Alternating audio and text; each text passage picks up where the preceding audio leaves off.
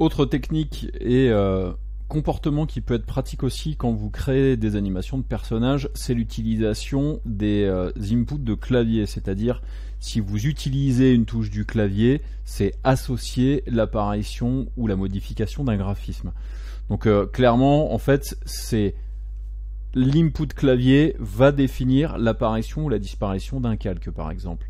Donc là, j'ai par exemple dans mon fichier classique, celui dans lequel j'ai fait le Nutcracker, donc la bouche de marionnette, j'ai créé un calque, un groupe de calques lunettes dans lequel j'ai mis, alors je vais supprimer celui-là, j'en ai pas forcément besoin, dans lequel j'ai mis le calque de lunettes.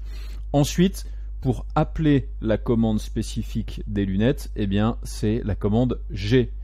Donc il suffit juste en gros que vous décidiez que les lunettes soient visibles avec cette touche G en mettant ce paramètre là. Donc j'enregistre ce fichier là, donc c'est keyboard.psd. Là j'ai créé un nouveau projet, je vais faire File, Import, je vais ramener keyboard.psd à l'intérieur et je vais le glisser directement dans la scène. Et là du coup, là c'est le personnage tel que je l'avais tout à l'heure, donc je vais faire un set rest pose, je vais sélectionner ma pupette. Dans Keyboard Trigger, ici, a priori, pour l'instant, il n'y a rien de visible, en tout cas. Ensuite, ce que je veux faire, c'est faire en sorte qu'il y ait en plus un Nutcracker Joe. Et là, il me le prend. Donc, c'est ce que j'avais fait tout à l'heure.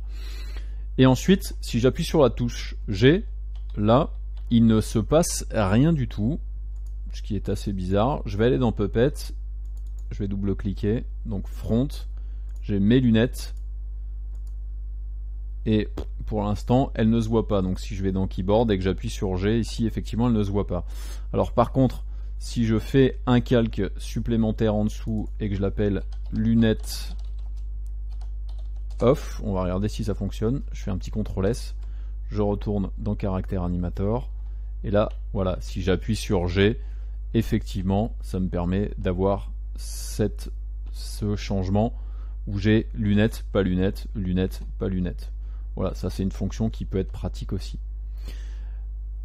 Si par exemple vous avez besoin de faire par exemple plusieurs expressions de visage et les contrôler avec donc votre clavier, je vous conseille du coup de faire une expression qui sera l'expression off et ensuite le reste des expressions avec les touches du clavier. Donc en complexifiant en fait juste cette technique là, faire un calque dans lequel vous allez mettre la position off et après la position on pour d'autres choses.